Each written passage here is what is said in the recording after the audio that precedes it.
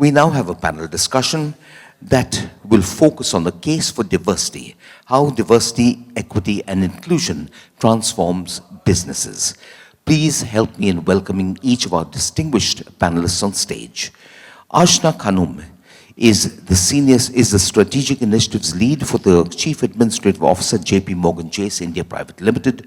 With over 9 years of experience at the firm, she plays a key role in supporting the leadership of the corporate centers in India and the Philippines. Aashna is passionate about sustainability and inclusivity. She co-chairs the Go Green Initiative and is actively involved in accessibility in India. She's also the executive sponsor of a grant program aimed at improving the employability of persons with disabilities from economically disadvantaged backgrounds.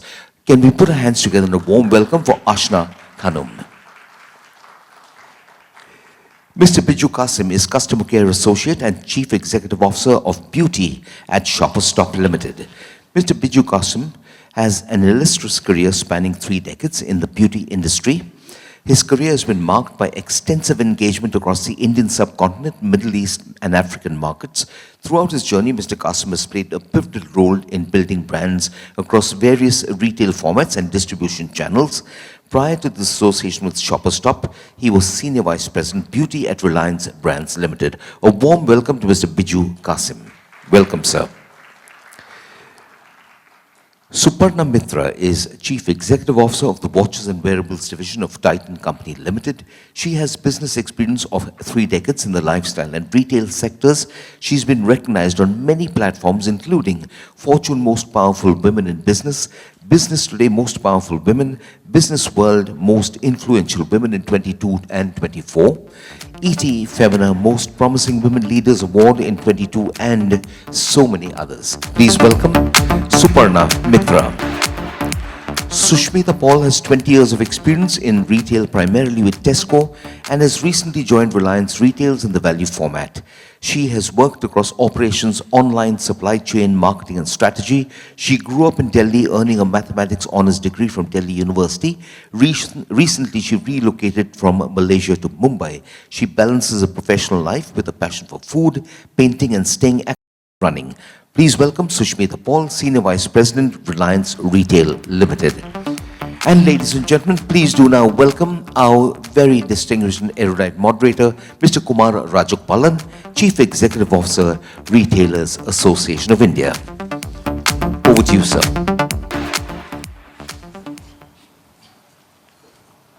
Good morning. Again, good morning. I do wish that each one of you would have enough energy to make us going here. So good morning again. Good morning. Thank you so much. We've got this very distinguished panelists in this place. The beauty of what I'm doing today is that I don't need to ask questions. I'm told they will start communicating with each other and we'll get a lot of answers. I do have 2 or 3 requests. One from all of you in this place who've taken the time of the day to come here and listen to us. If you find something during the conversation that's going to be useful to you in your businesses, don't feel shy, do clap hands. Yeah? It will do 2 things. One is when somebody is telling that, they'll feel that what they have told is going to help others. The other thing is when you clap hands, you take that back with you so you can possibly practice it or do something with that information that you've just gained. So don't feel shy, clap your hands. It will also keep you active. So that's one from all of you. The other thing is from the panelists here, I think we're going to hear from you some of the things that we discussed earlier, but some things that we've not discussed earlier before we came to the panel. I do hope that we can be on time, and for that, if by chance an answer becomes too long, I may need to butt in. Kick me later, but not on stage. So if that is okay to all of you, I think we'll be okay. We'd start with Suparna, because Suparna is at the farthest end there, and also I've known her for the longest of times. So Suparna, the one question, and each one of you can answer the same question. Why is DEI an important part of your business? Good morning to all. I think, Kumar, what Nagesh sir said is actually it is in the natural order of things that representation is proportionate. And, in corporations, they've been set up in a kind of forced way in which a lot of groups don't get represented. And therefore, there is requirement of an additional initiative to kind of restore the natural order. I think that's what it is. So, and this is a journey that, in Titan, we've been working on it. In fact, Titan is a very interesting company where policies and processes are maybe a decade old, but the culture was always there. The Titan company, celebrates 40 years of existence this year in 2024, and from the very genesis, there was a substantial inherent understanding of diversity and inclusion, including, a lot of our initial employees in the factory were people with disabilities, or the way we had gotten for our factory in Hosur, we had gone to the villages in rural Tamil Nadu and got young men and women, and mostly women actually, and they were trained as the watch assembly people. So there is something about the DNA of the organization. But essentially, when you take count of today's statistics, it does fall woefully short of the natural representation, and therefore there is need for an external program and external sensitization so that the natural order gets normalized. Today, if there are, very few women, actually the number of women, and I go back to the retail store, which Nagesh sir, we have 30-35% of our retail front, are women. But the moment you go into store managers, it drops. And then you go into area business managers, regional business managers, and so there is an extra effort to make sure that there is a representation. Thank you very much. I think that kind of sums it up. I like this bringing back the natural order. Did you like that? Yes. Yeah, where are the claps? Aashna, you've been involved in this effort in your company, and of course I go back to the same question, why DEI? And you may also want to bring in some aspects of how you've created some things in India which not even the world has done so far. Thank you for the question. Firstly, I think like you said, I think representation matters. As a bank with JPMorgan, it's not just about, like we keep saying, HR puts together the policies, the procedures, but for us it's also been about the physical manifestation of those policies and procedures, and how do we help as we design our facilities to help our employees bring their whole selves to work. We keep telling people that they need to keep bringing their whole selves to work, but how do you do that if you don't have people that encourage them, or you don't have facilities that encourage them to bring their whole selves to work? Whether it is in the kind of buildings that we have, in the kind of facilities that we offer to our employees, those things start to matter after a point in time. These are the same employees that are going to be, and the diversity matters because these are the employees that design products and services for our customers. If the customers don't see that representation in what we stand for, when they walk into our offices, when they walk into our banks, our branches, if they don't see themselves being represented, or let me put it another way, if our employees, if we can do that, if we can be open to our customers and not discriminate when it comes to who the customers have walked through, how can we do that for our employees? So whether it is, whether it's blind employees today, we have, like JPMorgan boasts of blind employees that come and do Python coding. But for those blind employees to come to work, it's important that they have the kind of facility that helps them come to work and be independent. So what does it take for the company to then go ahead and encourage that, or people with locomotor disabilities or speech and hard of hearing? If we don't create that kind of an environment where they can come in, be independent, where there's no equity as far as the design is concerned, they can't bring their whole selves to work. They can't, and we've seen a higher productivity with people with, with people with disabilities, or where we see diversity in that sense. But I think a lot of that has to play with the policies, the procedures, and the kind of facilities that we've been designing. Like we mentioned earlier, for JPMorgan, it's not just been about being ADA compliant. Like, it's not about being National Building Code compliant or having harmonic guidelines. installed. We've gone out of our way when it comes to creating working groups of different kinds of disabilities and seeing how we then go ahead and design our facilities. So we can, it started with 2 blind employees, and today we have maybe 17 blind employees in our workforce doing coding. You don't associate that happening. I mean, people with locomotor disabilities, with speech and hard of hearing, we see those numbers rising, but I think a large part of that has been for us putting our money where, where your mouth is. Making sure that we don't just do token representation. It's not just about, saying it and disclosing it, but really building your facilities around those policies that you're putting together. And I think in that sense, we've never really counted the dollars. It's just been about doing the right thing and building the right kind of facilities. And we keep saying, we've got peer organizations coming by and checking what we've done, whether it's bringing in, vehicles that are designed for wheelchairs or putting in tactile markers on the floor. In fact, we have these cricket nets in our offices, and the blind employees wanted tactile cricket balls so they can play cricket at work like the other employees can. It's a small thing. Or having a tactile chessboard, but that helps employees bring their whole selves to work. It's about making sure equity is across, and it's not just, like I said, these are not things that are mentioned in an ADA compliance document.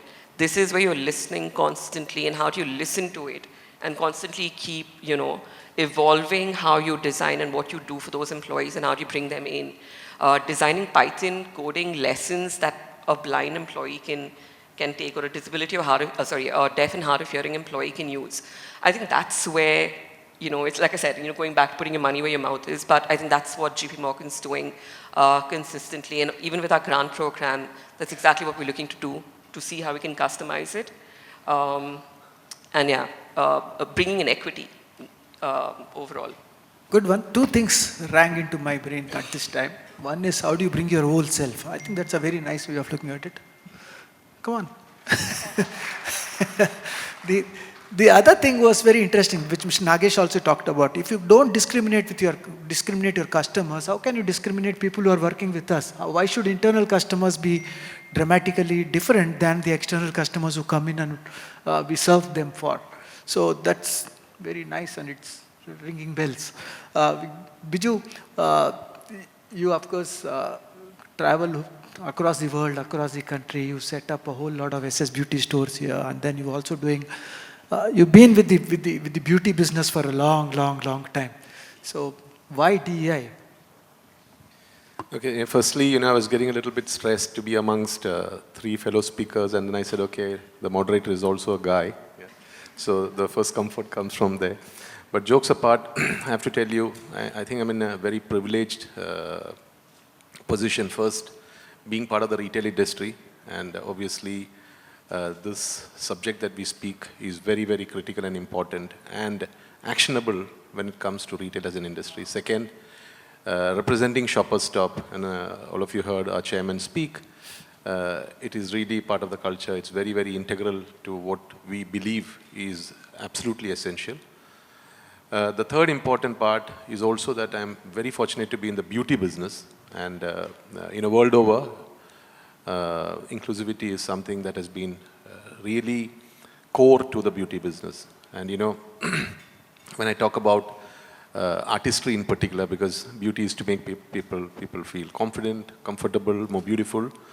And I can tell you that certain classification of people are the best globally when it comes to beauty. So I think it's just not a choice. It's very integral, and it's a compulsion. And I think they excel far better than anybody else. So I think for us, we at Shoppers, we have been following it up very, very closely, and we have got a very strong representation when it comes to inclusivity across all segments, and we are here to take further leadership on this particular domain. Thanks, Biju. I like this thought. If you are in the beauty business, then inclusion is taken for granted, or it's a compulsion. That's a nice business to be in. So I think it's amazing that you can do a lot of things when it is a particular type of business also. If you come to Shushmita, Shushmita, you had a series of experiences in companies. Why DEI as far as you are concerned? And you now represent the largest company in the country. Yes. Right. So thank you for the question, firstly. And I'm going to go back and quote what Nagesh sir just, talked about, the natural, right? And to be fair, I didn't think about it that way till I actually heard you speak about it. And it's a necessity, right? It's not, a necessity is also a very loosely word, I would say, right? If I have to serve my customer with all integrity, right, I have to ensure that I have the same representation on the other side, right? Because they're the people who talk to the customers. I don't. I'm not there on the ground all the time, or my teams are not there. But they're the people who kind of interact and understand what is required. I'll give you an example. We've kind of opened stores all around the country. And there's one store in Chhattisgarh, right, which is a fairly new store. And the team is like, they're built from the community, right? Which is a mix of a lot of women, a lot of, person with disabilities. And they can actually relate with the customers in terms of their urgency on certain things and urgency around, what is needed, right? Whether it's a range, whether it's a service and all. And that response has really, really, brought it to light in terms of how important it is. Right? Reliance has been, working on this for, I would say, a decade and a half, right? Ever since we had Reliance Fresh in the past, it has been in the DNA. But yes, like Suparna also quoted, it is something which we, as a community, as individuals, have to constantly fight for because it is still not natural. It doesn't come at the top of your head all the time. And hence, there are a lot of, programs that have consciously been put in, right? Whether it's for, developing more women leaders, whether it's, bringing in more people with disabilities. And it's not just bringing them in just to kind of check a box, but it's how do you develop them? How do you kind of really grow them? And while they might kind of enter at a very entry level as associates, but I'm seeing, those people now are kind of, growing into slightly bigger roles, various different roles, right? So that itself, brings such a different perspective in the work arena, right? Whether it's a small team or a big organization, the perspectives start to change. And I believe that it's like that forest fire, which should kind of, start influencing more and more people around, and businesses and the senior leadership more and more. So that's why I think it's important.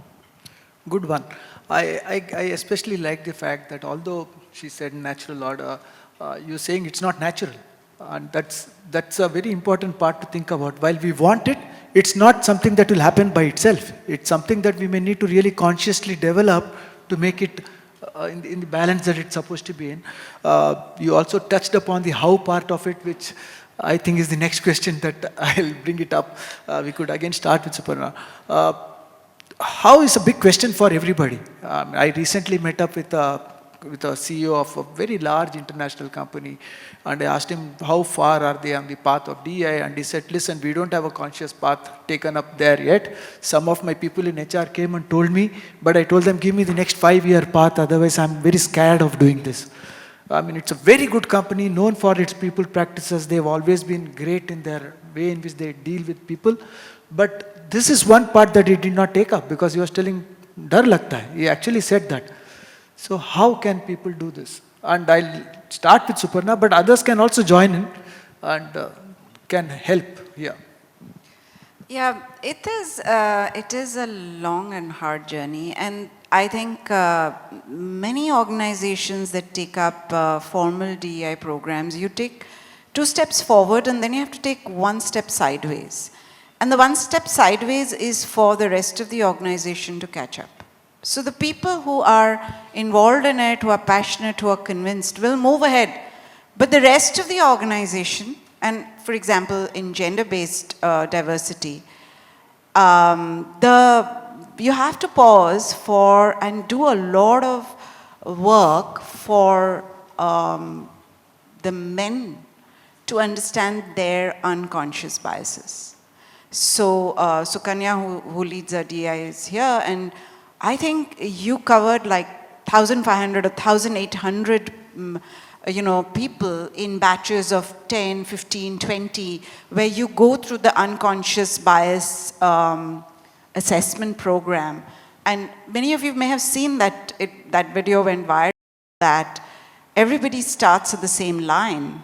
And then, depending on what you think, what are the experiences or what empowerment you have, you take 2 steps forward. Like, do you have your own bank account? Do you make your own investments? And you suddenly realize at the end of the 10 questions that 70% of the men are in the, 10 steps ahead, and the women are 3, 5, 7, and it just shows that the so-called equality is not there. I mean, it is, we have to, the starting point is actually different. So working with this is very important. Working with the leaders is very important. So for us, we have 4 regions, and we have 4 regional business heads who are the primary people who take care of our large network of stores and store employees across watches, jewelry, eye care, saris, etc. And we spend a lot of time discussing with them on how they felt about it and how comfortable they were, how convinced they were, how confident they were. And, some of them took this up more naturally, and they came back and said, we will go out and search for more area business managers, regional business managers. We will create that pool. We will look at this store manager. And like I was mentioning, the number of front-facing sales staff, the percentage of women is quite high. I think it's about 32%. But number of store managers falls to less than 10%. And there are a lot of things that people think. They think that the store manager needs to open and literally close the shutter. And, it kind of, physically we think somebody is rolling down a shutter. Nobody does that anymore, but that's the thinking. And then women are like, no, but I can't be here till from 10 a.m. to 10 p.m. Frankly, nobody can. If it is unfair for a woman, it is unfair for the man also. But there are so many other things, including maternity leave. Like this whole thing of if we do want more women, and a lot of store staff tend to be in the age group of say 25 to 40, where they will have children. It's the natural order of things. So then the managers get into this panic saying, if I have a store and that has 12 people, and you're saying now 5 of them are women, what if all 5 go on maternity leave? So, and mind boggles. All 5 going on maternity leave is a highly improbabilistic thing. But you can, there are ways of doing it. And so finally, and a lot of our Tanishq stores are company owned, and I think now we have we found a way in which there is a quote unquote bench, so that when women go on maternity leave, there is a bench that can take care of it, and which kind of frees up managers into thinking, yeah, let's hire women. They're very good at the job. Most of our customers are women. And of course, in the natural order of things, they will, get pregnant, they will go on maternity leave, and they will come back. And as an organization, we have to solve for it. So this is one of the things. I think the other thing, and we hear a lot about this from store staff, which is as basic as washroom. Our MD Venkat, he does this thing called Tell Me every year, and scores of, and he reaches out to all segments of employees, including factory workers, store workers, housekeeping staff, and a lot of women employees say, especially those who are not in malls, the stores are not in malls, they're in high streets, that we literally don't drink water, because if you drink too much water, there is no place. And then somebody said, I got a UTI because this is like basic human rights. But there is no clean, hygienic restroom in the vicinity. This is a reality in India. This is a reality. So many things like this we can. There are many houses. There's one last house which I must talk about. So I have also been in sales and marketing for the longest time. When my kids were small, it would lead to the most heart-rending situations when I would go travel on work, because the kids would be like, and more than the kids, I think I would be like, what is this?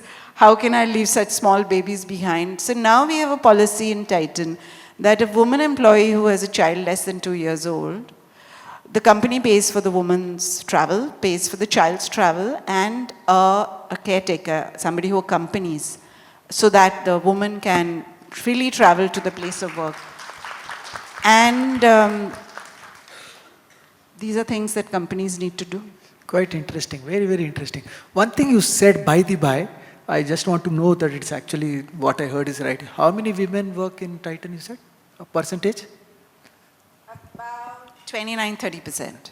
30%. How many of us in this room can claim that you've got more than 30% women? More than 30% women inside your building? Most of you from Titan, is it? She gave. And the others are from Shopper Stop. Okay, great stuff. So I think it's a superb number. If you've got in retail businesses a 30% and above women, there's a lot that needs to be done to make that happen. And I think it's wonderful. The other thing I did find funny, but I'd have never thought it would be the way people would think, was the whole thing about if there are 5 women, all of them going on maternity leave together. I thought that's stupendous. Somebody that people actually can think said that way. this. So It that's is why amazing. I remember it. It is amazing. I think it's, we'll live and learn. Aashna, how? The same question. How do you do this practice of DEI, various things? You did talk about the various things that you do inside the businesses. There is something that you spoke to me before we came in here. You said, yeah, we look at our customers, we do things within the company, but you also told that you look at your suppliers. Now, that's a new one. Do you like to tell us? Yeah, so our approach, and just as a background, I'm not part of HR, I'm part of the Chief Administrative Office. So in the retail sector, you have your people, your staff that's representing your brand.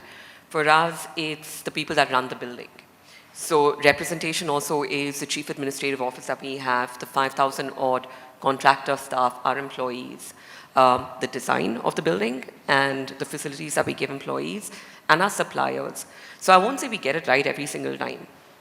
There are times, and it is a lot of work, but I think actively going out, engaging with organizations like WeConnect to see how we have more women-owned businesses that we can go ahead, either engage with directly or through subcontracting.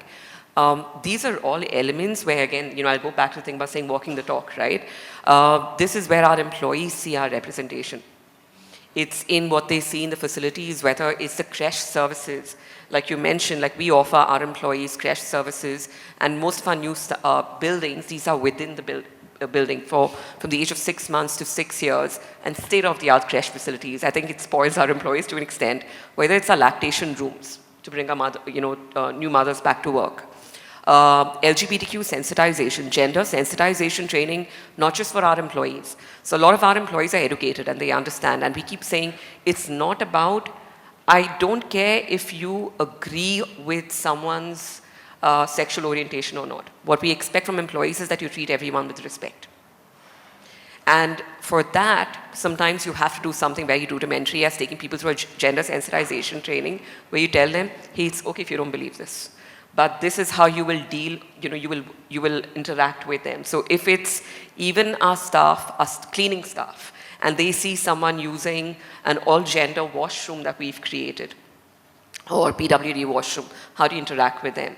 Whether you're serving them, whether you're dropping them, whether any interaction that you're doing, making sure that that respect, that element of respect stays. We were actually surprised when we tried to do a gender sensitization training. Now this is for our blue-collared workers. And we couldn't find anywhere across the industry a gender sensitization training that broke it down to the basics and gave you that training in the local languages. We had to actually build the training from scratch and train 5,000 of our support staff. So our support staff then realizes that if we've got an employee that is using, that may look of a different gender, but they identify completely different, that they cannot question them, they cannot stare at them. They've got to ask them what their preferred pronouns are. Now this is people for whom this concept is completely new. These are people that have come from villages, but to do that kind of sensitization training wasn't easy. But that's where we've had to go down to the brass tacks and break it down. Whether it's, so like I said, it's the suppliers do matter there. So if I see my supplier and, when my suppliers come through, when the contractors that they deploy come through, when they are trained, when they understand the importance of it, that kind of builds into the ethos of how they work with us and how they represent themselves when they are within our premises at least. But it's beneficial in that today we may have started that conversation, but that conversation is now going forward to all the other peer organizations. And we're okay with that, and that's exactly what we want. We want for that to become an industry practice. We want for LGBTQIA or gender sensitization training to be part of it. Again, I'll go back to the PWDs, the kind of work we're doing. Like I said, I'll go back to the blind and low vision employees. 17, 18 of them doing coding. And if tomorrow a peer organization wants to take them, we're more than happy. But it doesn't just happen. You've got to go ahead and relook at those rudimentary things. There's a policy, there's a procedure, yes. But how are you then going ahead and creating that representation in everything that you stand for? Suppliers, your site, your staff, everything. So yeah. And again, we don't get it right every single time. It's a lot of trial and error. And we're still struggling with some elements. But I think the intent is there. Good one. I think I like this whole gender sensitization training that you talked about. So the idea is that it should be available to lots more people. So I guess that it's slowly the industry builds up, and you talked about industry building up for us to be able to really benefit from a movement rather than just one company. The second part was if somebody does not, after you train them, you've told them how they have got to be more understanding about what's happening to the other human being. If some don't understand it, if they behave in a manner which is not the way in which you want, then what happens? Because there are always these oddball cases that comes up, right? See, I won't get into the HR practices. I'll leave that for the HR professionals. But I'll go back to what I said earlier. I don't expect, or we, rather, I represent JPMorgan, we don't expect everyone to agree or, say, believe in, let's say, whether it's gender orientations or with what people can do, can't do.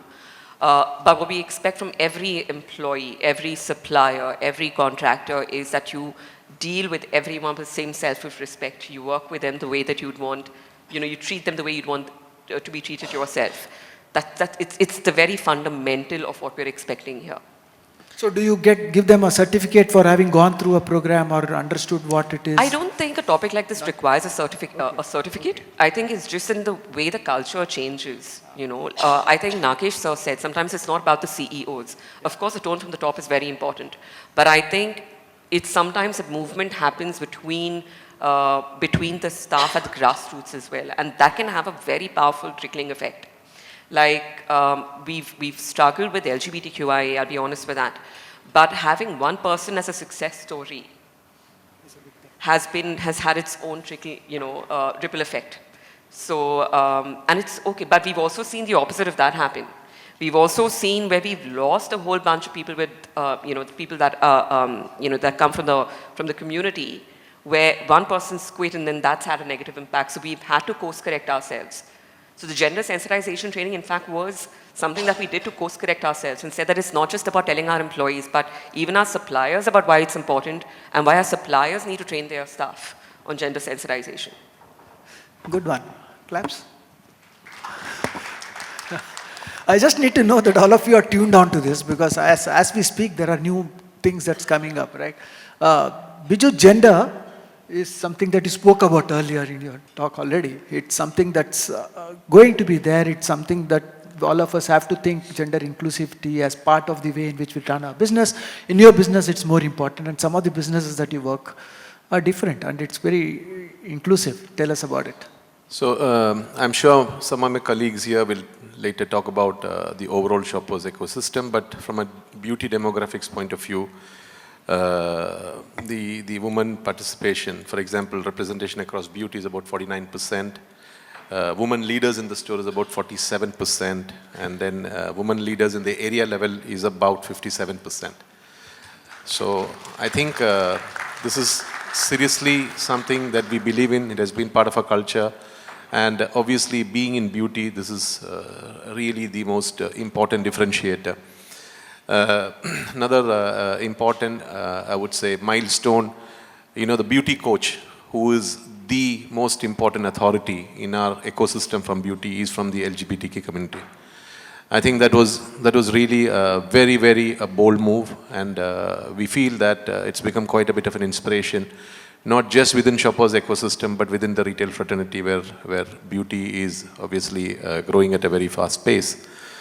So to quote many such healthy numbers from a woman perspective, but the how part of it, obviously we have several programs that run parallelly when it comes to the customer-centric diversity part of it, overcoming the challenges, because we have this unconscious bias. How do we deal with it? So there are a bunch of plans that happen. But most importantly, we also have some very important, I would say, opportunities to celebrate.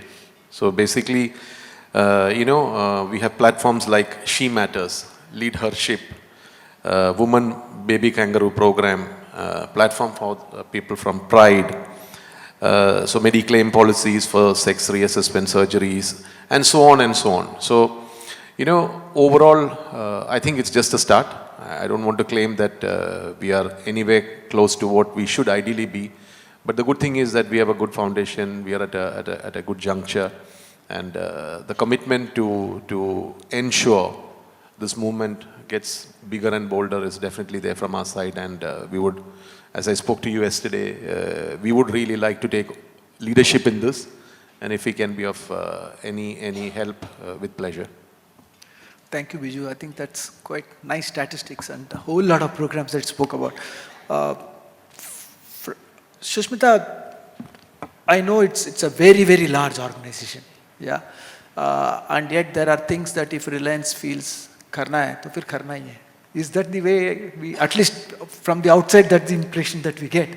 Is that the way it works? And how can you really move this whole ecosystem to be able to do diversity, inclusion as part of their path? I think this DNA of the organization of karna hai to karna hai, I think that really works. And I would say that to a large extent has influenced where we are today, right? But like everyone else said, we are still far behind, way far behind, right? Today our women, participation in the business is still 31%, right? Still on the lower side compared to, what Biju just talked about. So there's a long journey get on to. While policies, processes are there, it's about how do you bring them to life and implement it. We have many programs, right, where we want to kind of get our, senior associates to deputy managers, and then there's another one, Pragati. So the first one is called Jagrati, then we have Pragati, where you kind of take the women leaders up to the store managers, right? Is it going as fast as we would want? Not really. Right? But yeah, so karna hai to karna hai is what I would say would be the approach from here on in terms of how we kind of, get this thing going. One of the important things that we are also doing is in our head office, right?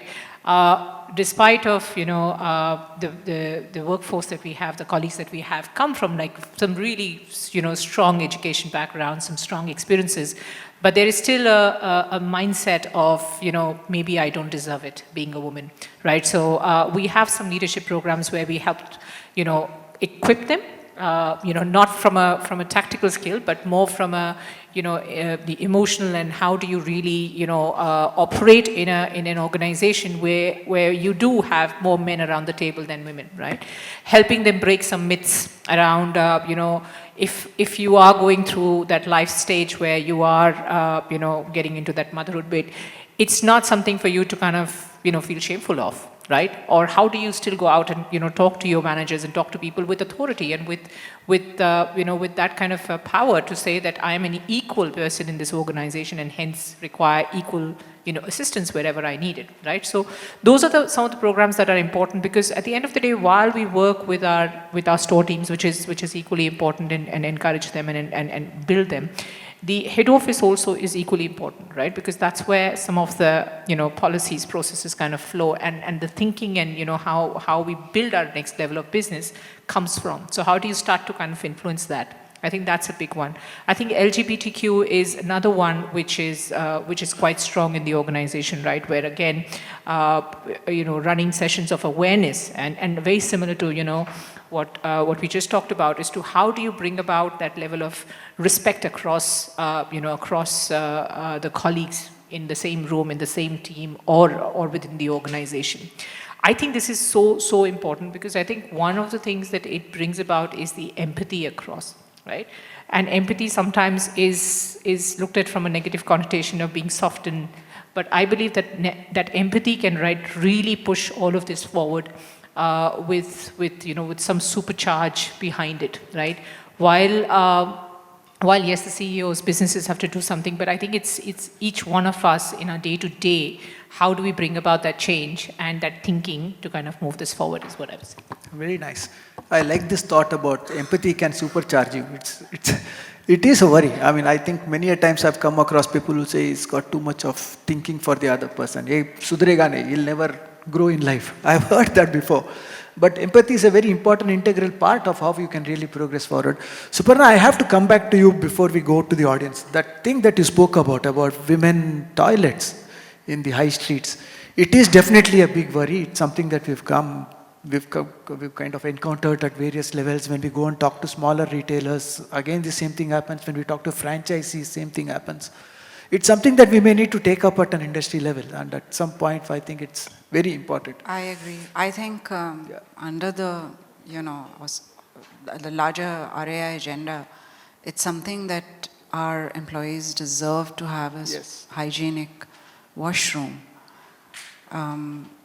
It's a large problem to solve, but we should engage with the other members of RAI. Yeah. I do remember here, I'll have to bring in context from my earlier crossword days. There was a woman who used to come in and shop in the store and be there for some time, a foreigner. And then she happened to be a friend of the family, and we were talking to her, and she didn't know I am from Crossword. I used to be with Crossword. And she used to come and shop, be there for a long time and go back. So I asked, why do you go and spend time in Crossword? She said two things. One is that when I come in here, there's nobody to disturb me. I can easily sit with a book in my hand, read and enjoy myself. And at the end of it, I sometimes buy books and go. The second thing is that there is a guaranteed clean toilet in this place, and then I don't need to run out for having a coffee. This is the only two things that seem to be okay for us. So I think it's sometimes what we take up for granted is not the way in which it works. It works because there is a basic need to be tackled. Yeah, I'm told that the McDonald's in highways like Chennai, Bangalore, they do very well because they're guaranteed clean toilets. So whether you want to eat McDonald's, you will stop. Yeah. Because the others are just sometimes really horrendous. Yeah. So whenever we talk now, there are lots of malls coming up on highways. Many people are doing stuff. We talk to them and tell them there are enough toilets available for women. I tell them that's the only thing you put up. The rest is automatic. So we may need to take that up at an industry level. We'll now take some questions. Not too much time with us, so I'll take up questions. There was one question that I didn't get to ask, which is around risks that could happen when you take up a DEI journey. But before that, I can take up questions. Lawrence, is it okay for taking 3 or 4 questions? Okay, there's no Lawrence. It's okay. Questions?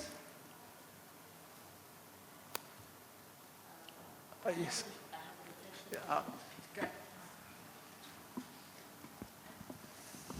Hi, I'm Usha from Enable India. So it's not so much a question but a reflection to what Archana said in terms of how it works when, if you want something to be sustainable, you have to have the entire ecosystem working with you, up to your suppliers and all your third-party people working. So one of the examples I wanted to share, which is that we did something at Enable India in Karnataka for neurodiversity inclusion and livelihoods. What we did was getting the companies to lead it. Say they will impact 1,000 lives in 1,000 days, and they will create 1,000 opportunities. And that happened because the companies started influencing their suppliers to be more inclusive and employ persons with disabilities. So it's a chain reaction. And I really loved that approach that you have taken, Archana, in that sense. Good one. So that's a clap. Thank you. The lady there at the back.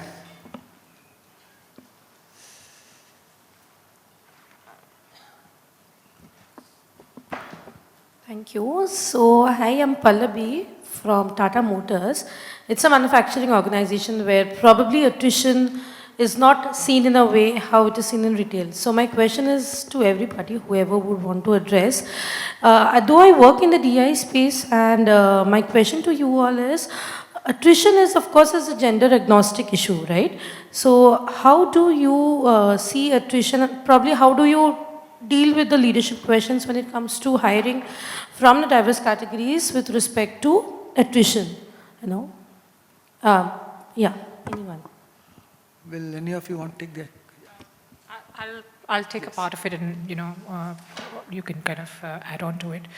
Some of the examples that we've seen in our stores is that where we have a diverse, colleague set working, right, attrition automatically drops almost by 40%, right? So those are some of the examples which we talk about in the organization quite a lot.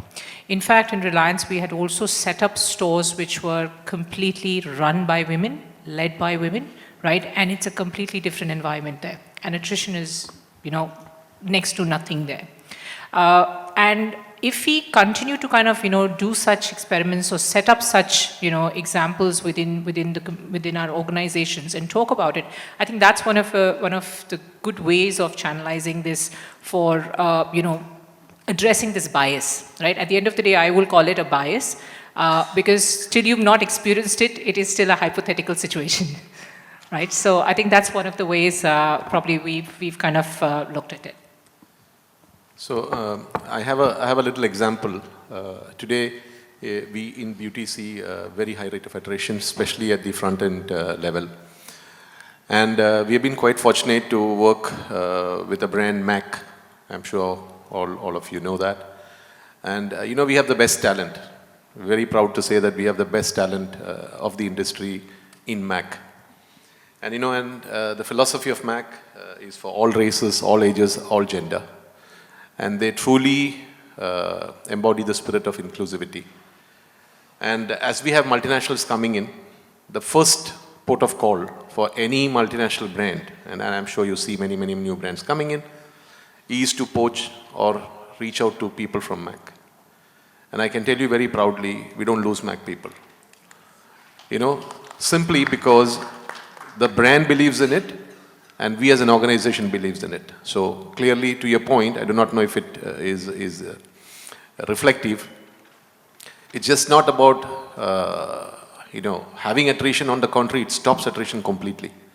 And money is the motivation, but when it comes to, inclusivity, I think it's much more a powerful tool. And we feel very, very encouraged with this example that we see particularly for MAC.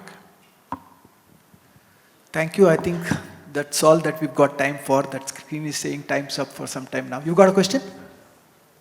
Nagesh got a question.